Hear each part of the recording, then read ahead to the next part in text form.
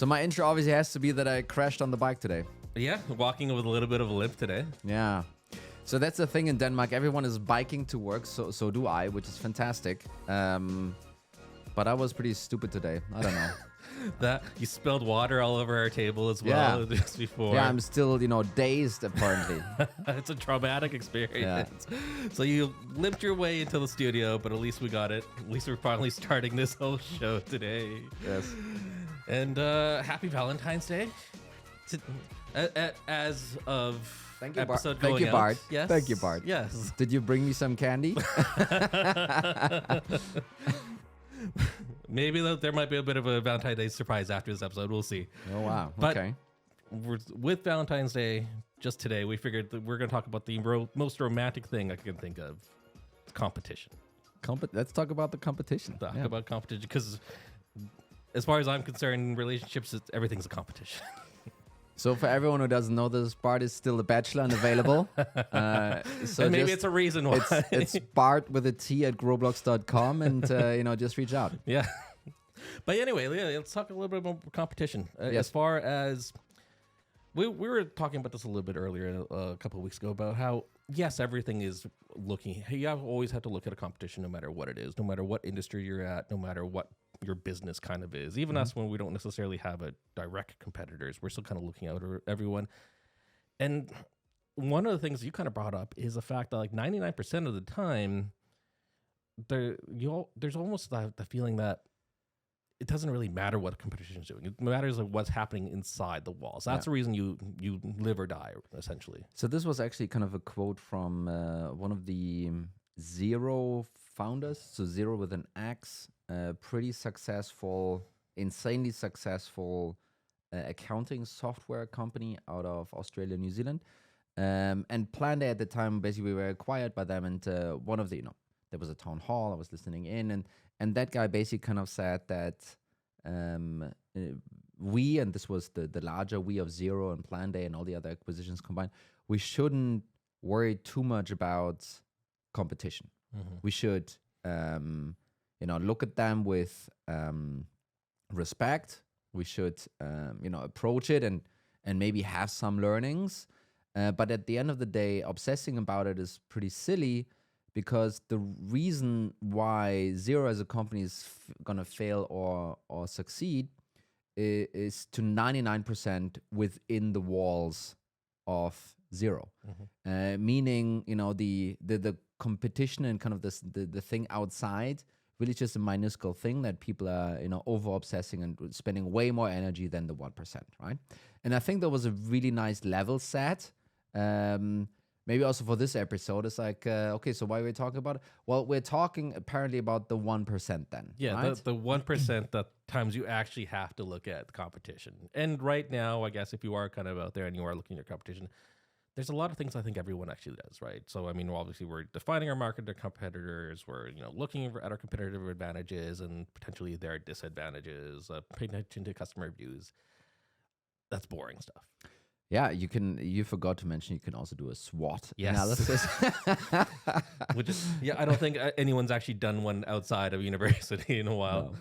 But I think kind of maybe also to kind of begin with, what is competition? Yeah. So there are your direct head-on competitors that maybe are in the same magic quadrant of Gartner, or in the same grid together with G2, and people switch back and forth between the two of you all the time. That's like an head-on competitor, right? In many cases, though, there's also something that is, at least in the prospect's mind, more of a perceived competitor, yeah? Mm-hmm. And those might be, especially if and when you're new, especially when the problem isn't well defined, the solution area isn't that well defined, people might look at you and despite you being completely different from whatever other company name / perceived competitor comes up, in the eyes of the prospect, you might be the same. Yeah. So it's really important not to only see competition as this one logo that you're competing against the whole time. It's also what in your prospects might be someone else, mm-hmm. right? And I think then the last thing, and this was also kind of a quote from a VC I talked to recently. Basically, she said, "Well, 95% of your competition is Excel spreadsheets, which is, by the way, true probably for almost every business, and laziness." Yeah. This is 95% of your competition. The other 5% is really then, perceived competition and so forth, right? Just want to kind of build a quick frame around what is competition really and how to think about it. And really that's the categories like direct head-on competitors, perceived competition, where you're basically fighting over the headspace in your prospects. And then the reality, which really is Excel spreadsheets and we're not doing anything for that problem, those kind of people. Yeah, exactly. So I think a lot of this is the fact, like, yeah, you do have to really understand what the competition's doing. But then whenever you're kind of understanding what the competition's doing or seeing them do something that's potentially off the beaten track, now you have to start wondering, like, well, do they know something that I don't? Yeah. Do I know something they don't? Yeah, and the way I sometimes refer to it is, have you ever played chess against yourself, right? And when you say that out loud the first time, especially if you haven't done that, it sounds like a lonely child, no friends, sad childhood kind of thing you would do. So I did that. Not excessively, by the way. I don't now I feel kind of weird about this. But basically, kind of the funny thing about this is you start playing chess, and the beginning is you're like, wow, that's pretty stupid, because you in your head on one side you think like 5-6 steps ahead, and then you turn it around, and then you kind of suddenly realize, oh, wait a minute, there's and the thing is, unless you have done it yourself, you won't realize that as you turn the board, suddenly you realize, wow, this is, I literally did not look at this like that. And yes, I was thinking about this in this move, but now I know, because I'm now white, not the black side, that, that doesn't make sense. I'm going to do something else. And as you turn it back, kind of this surprise kind of continues, right? And I think this approach is sometimes extremely healthy to take with your competitors, right? If you're only staying from your one perspective, looking at the competition and judging it, one or the other way, try and be the competitor. Try and look at your own business, and you might find new surprising things that you maybe haven't thought of before, right? That might then give you insights on your own business and how to operate and so forth. So I think this is kind of a pretty healthy approach sometimes to maybe do that SWOT analysis, just in newer terms. I'm not sure if it's cooler to play chess against yourself, but basically kind of taking this approach to competitive analysis. Definitely. And so I guess let's start looking into, let's put on the CEO hats. And so say now we're playing chess against ourselves and looking at what the competition is doing and really understanding that and understanding your business a bit more. Ideally, that kind of eliminates a lot of knee-jerk reactions. Yeah. So this usually is something that that might be CEO driven. So I had this in one of the organizations I worked for, where a big event, COVID, whatever, and all the competitors around us maneuvering. Obviously, everything was completely new playing field suddenly, and some of them going out with radically different messaging and radically different product offerings than they used to, right? So the whole competitive set, felt like it was resetting overnight, which obviously, in hindsight, obviously wasn't true, but kind of in the moment you didn't know. I mean, this was labeled the Black Swan event, and everything was kind of suddenly changing. And I think what's really in that case, what was a bit of an issue was basically CEO of the business, and that was not me, looked at the competition. They made a move, and it's like, hey, we need to launch a new product tomorrow. And I was like, hey, whoa. So first of all, we don't even, we need to kind of figure out if we actually have that product, if we could get to that thing through configuration, and maybe that was possible. But then the other thing was, there was so much other stuff happening, especially with COVID and the change and so forth. Throwing another product into the mix just didn't feel like the right way of prioritizing, right? It's a little bit this action bias problem that I think I sometimes see a lot working with companies where, hey, something is changed, something is new, and everyone wants us and me to react. Mm-hmm. And then they react, action bias without that actually helping anything in the end, right? It's a little bit the same happening right now with, the economic downturn that we're having, where people are basically thinking, okay, I need to do something, I need to fire someone, I need to, change things, react really harshly, but without thinking about potentially the revenue growth consequences or, whatever comes out of that, right? So, and, just doing a quick health check, sense check on some of those knee-jerk reactions, I think it's pretty healthy, especially if they're fueled by the competitors, right? Because, again, many times, who knows if they're getting it right? I mean, that's sure, we should have respect for our competitors, and we should kind of, not down talk them, neither on sales calls nor internally. But at the end of the day, those are also just some folks sitting on the table making some silly decisions, just like all of us. Yep. So why copy that necessarily, right? So kind of having that healthy approach is, I think, sometimes pretty important. I think the other point around CEOs, and this could be founders as well, by the way, I think it's pretty healthy to have regular checkups with your competitor CEOs. So is this something that you usually have done or do a lot of ways? Because with me, especially outside the C-suite area, this feels weird. Yeah, so I wouldn't. So this is not a VP sales thing. Yes. This is very much a CEO only thing. So I haven't done that in my previous roles. I have seen other CEOs that are doing it. The guy from Templify has actually been doing this, and I honestly think he's a very capable guy. And the reason is pretty simple and pretty straightforward. It's not about posturing and reading and he feels insecure and it's not a poker bluff game or anything like that. It's very much about the very real possibility that either one of you might acquire the other at some point in time. Yes. Very, very real chance for that to happen. And that obviously can happen in on great terms. It can happen on terrible terms. We talked about this, previously. You're a distressed asset, you need to sell. Well, one of your competitors might be the one buying you, actually.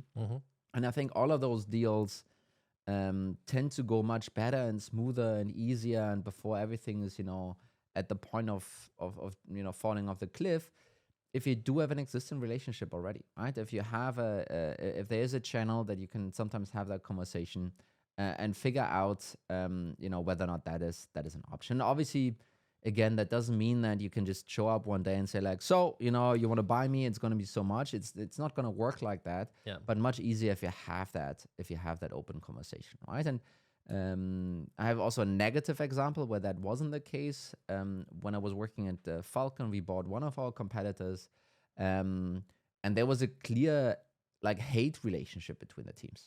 Like literally the both teams, and it's also my fault, by the way, both teams are basically were declaring that the other side is the enemy and needed to be killed. I don't want to say killed actually, but kind of It's us versus them. Yes. And then when it came to the situation where we then ended up acquiring them, that was a really big challenge then integrating those teams, right? And a lot of them, without even giving us a chance, opted out and were like, I will never work for that company, without having ever actually ever worked with us or seen the office from the inside. And that is just not necessary. At the end of the day, we're not literally armies and soldiers literally trying to kill each other. We're kind of working in a business, and sometimes it gets obviously a bit rougher, and obviously there are feelings involved and everything, but there can be a limit to some of that stuff, right? So again, in order to soften some of this, I would recommend it can be founders, it can be CEOs, I think it's weird for VP of sales or VP of RevOps or something Yeah. like that. To have just regular check-ins and see how that relationship is going. Yeah, but at the very least, having it open to have those conversations and again have a better relationship. I think, and this isn't just even just within B2B. In my previous life in journalism, we constantly would have news directors would be really friendly with other news directors to talk about what's going on, and then eventually, sometimes those news directors had to combine forces because their papers got bought out together, right? So it's as long as you can kind of create that sense of camaraderie beforehand and also maybe even understand your general market a little bit better. Kind of moving on to maybe a little bit more of a kind of a RevOps area. When you look at your competitors, and you usually don't know what the exact revenue number is, but you do know whether or not they're ahead of you or not, right? You usually know that. You can tell from the amount of employees that they have. You can tell from the funding that they raised, and so forth. And especially when they are better than you are, I think a very healthy question to ask is why? Why are they better in their go-to-market than we are? What have they figured out that we haven't figured out? Why are they doing this specific go-to-market motion like they're doing? And let's just not say that, oh, let's copy that immediately, but let's try and really think through and understand why is it that they came to that conclusion? Why is it that they have that belief?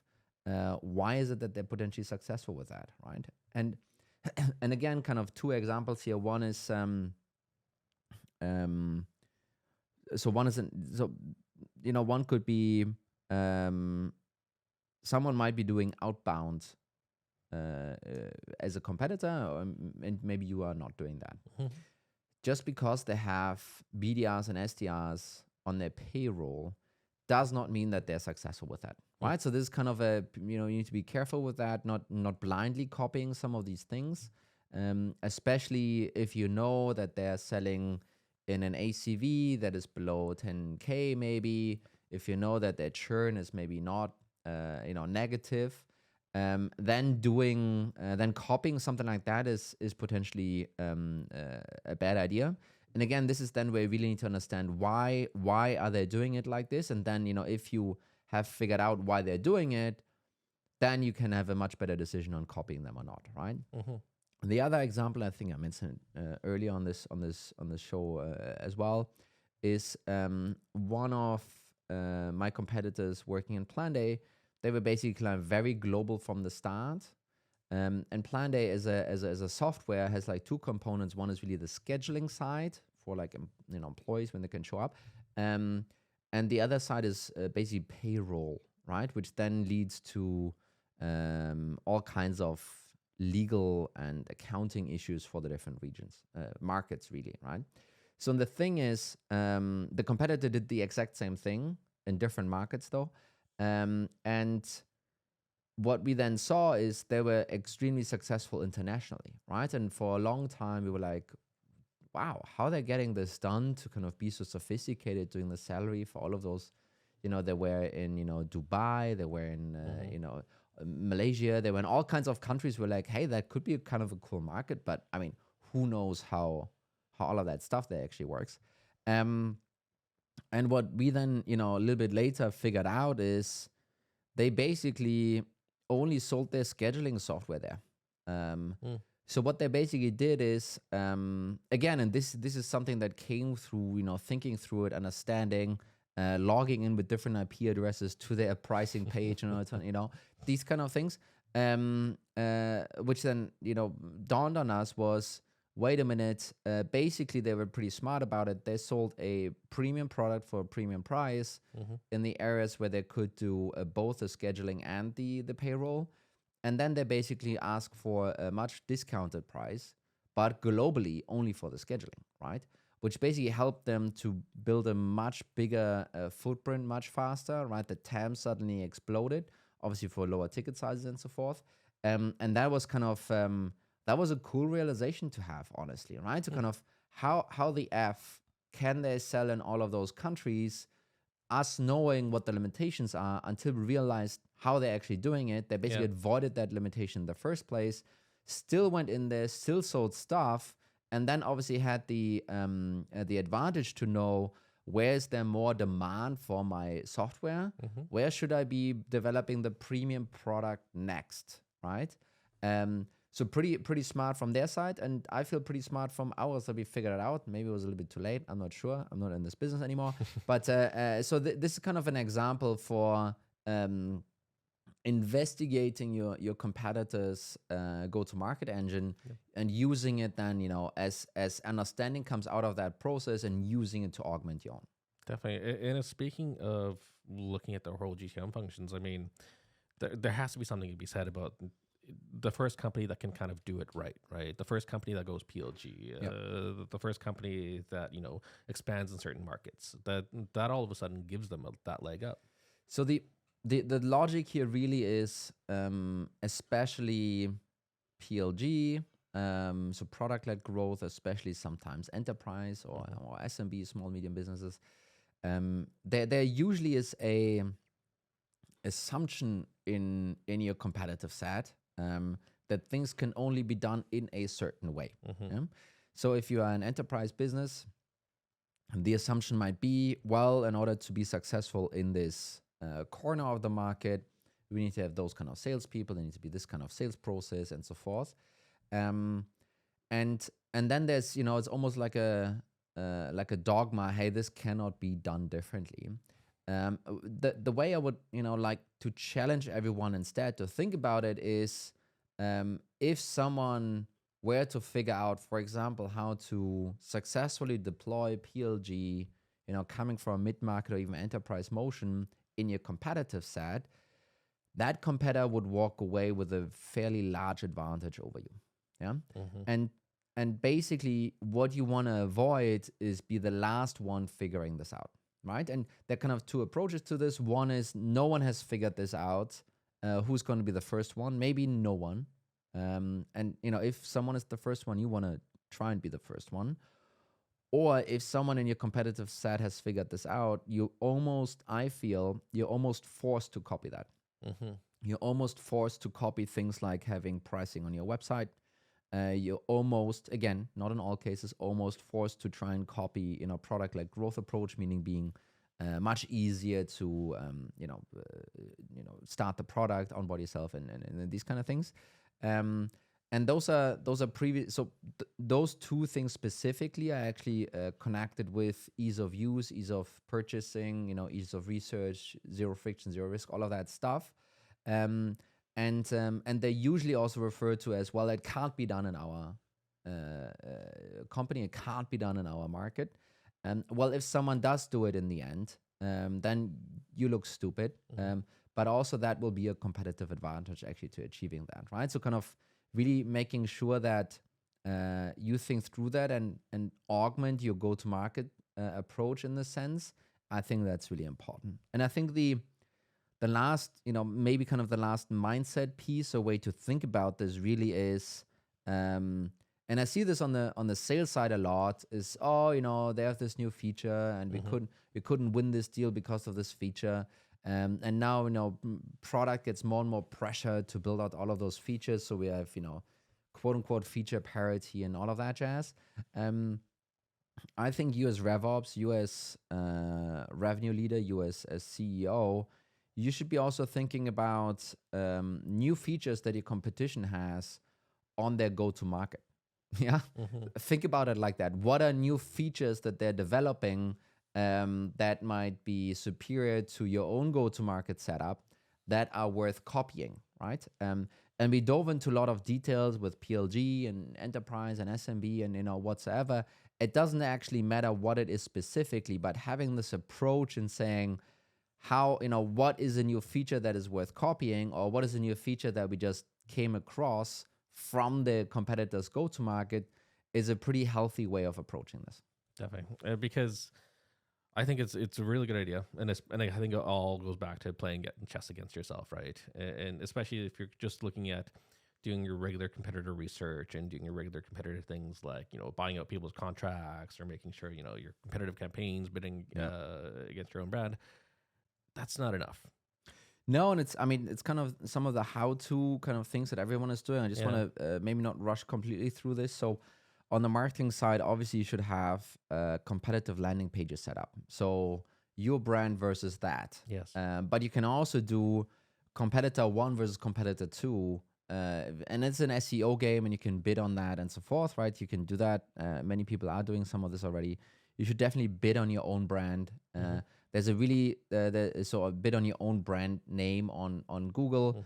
And there are a couple of caveats where that doesn't make sense, but there's some really funny examples of I think Figma did this. If you searched at that point Figma alternative, basically Figma was the first thing coming up, but instead of saying buy Figma, it said there is no alternative.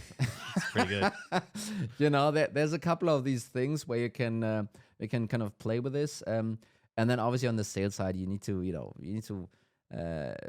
can do things like buying out the contracts of these guys. You can maybe hire people from the competition and kind of have them on your sales team. That's pretty interesting sometimes. Yeah, that happens a lot. Yeah. And then on the CS side, things like so when we were working in Falcon, when we got someone from Hootsuite, so that was a competitor. We got someone from Sprout, that's a competitor.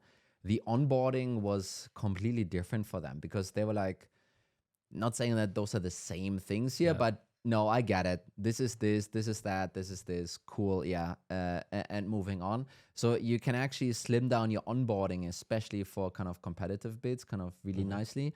And this is a sales CS in betweener, is especially when you have a lot of, if it's a more of a rip and replace kind of feel where you need to port a lot of data over, kind of build those data connections and so forth. But I think again, a lot of people are doing these tactical things already. Yep. I think we wanted to talk a little bit more about, the approach and what to do that you might have not thought of today, right? Definitely. And in the end of the day, obsessing too much about competition, it is not the right thing, right? It's not the right thing for product. I think a lot of product folks out there will probably kind of echo that. But it's the same thing for your go-to-market strategy. Yeah, I think you have to make sure your house is clean before you can look into somebody else's house right now. There you go. Was that another? Anyway, that's another Bart thought. Yes. Anyway, thanks again. I think this has been a great episode. I think, but I guess let's just a quick recap. Play chess against yourself is essentially what you're trying to do. You need to understand what the competition's doing, but then also understanding what it means for them and what it means for you. Yeah, and see those go-to-market machines of your competitor as a way of inspiration, and copy some of those features that they're coming out with. Wonderful, thank you, Bart. Thank you. This might next episode we might have Mikkel here again. Yeah, I mean mostly. I'm more than likely this will be my last episode on this show for a while. Let's see about that. We'll see. Bart, thank you so much. Yeah, thank you. All right, see you guys. Have a good one. Bye bye.